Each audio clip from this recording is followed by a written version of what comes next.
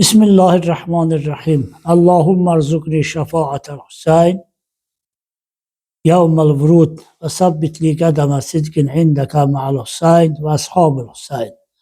Ellezine bezalu muhtahum dunal Hüseyin aleyhisselam. Ziyaret Aşuranın axırıncı fəqərələrindən, yəni axırıncı cümlələrindəndir.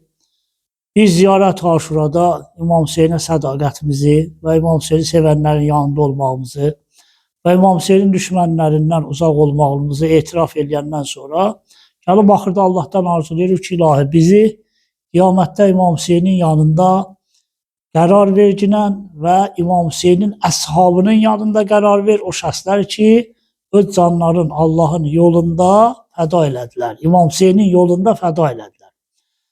Bu təbir burada işlənilən sözlərdən biri muhcədir. Muhcə lüğətdə qan və yaxud ürək qanı mənasına gəlib, amma məfatihdə və başqa ziyarətnamələrdə adətən can tərcümə olunur. Elə o cümlənin arxasına baxsınız, orada muhcəmi, yəni canın İmam Hüseynin yolunda fəda edənlər. Amma əxlaq alimləri gözəl bir nöqtə deyirlər ki, doğrudan da mən istədim bu nöqtəni sizlə bölüşəm. Onlar buyururlar ki, muhcə ürək qanıdır.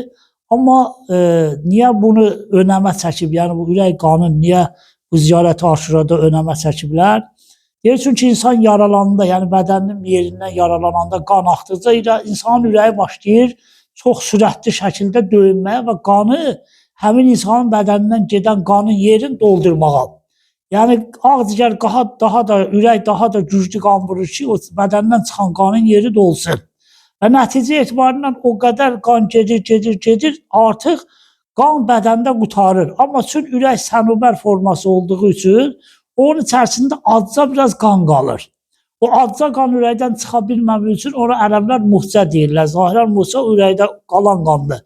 Çünki İmam Hüseyin salamullahi aleyhin yanında olanlar, onun əshabı o qədər İmam Hüseyin yanında fədakarlıq göstərdilər ki, hətta o ürəyin içərisində qalan o biraz qanı da çıxartmaq istəyirlər. Bu da mənası ondan kinayədir ki, bunlar İmam Hüseynin yolunda həddindən artıq fədakarlıq göstərdilər. Hətta məlumdur da Həzrət Əbülfəz əleyhissalam canımız ona fəda olsun. Görürsən qolun kəsəndən sonra qılıncı sol qoluna götürdü. Sol qolun kəsəndən sonra deyirlər ağzına götürürdü. Dişlərindən tutmuşdu qılıncı. Ta alnından zərbə vurulandan sonra Həzrət atdan düşdü yerə. Bu həddindən artıq İmam Hüseyin salamullahın yolunda çəkilən zəhmətlərin nişanəsidir. Və odur ki, Quran-ı Kərimdə də Allah təbarək və təala Peyğəmbərə buyurur ki, fəizə fərəqdə fəlsəf, sən bir işdən qutarandan sonra başqa bir işə yönəlginən. Bəs bunun mənası, Aşura ziyarətində bunun mənası müxtəlifdir və ən yaxşı mənalarından biri budur ki, insan din yolunda, əhl-i beyt yolunda zəhmətdən yorulmaz. Bir işdən qutarsa o birisi işdən yapışar. Və nəhayətən insan üçün əhl-i beyt yolunda, Allah yolunda din təbliğ eləməlikdə yorulmaq yoxdur. Odur ki, necə ki, biz İmam Hüseyin əshabı arasında deyirik ki, onlar hətta ürəyinin qanında, yəni yorulmadan son nəfəslərinə qədər İmam Hüseynin yolunda çalışdılar. Vəssalamu aleykum və rəhmətullahi və bərəkatuhu.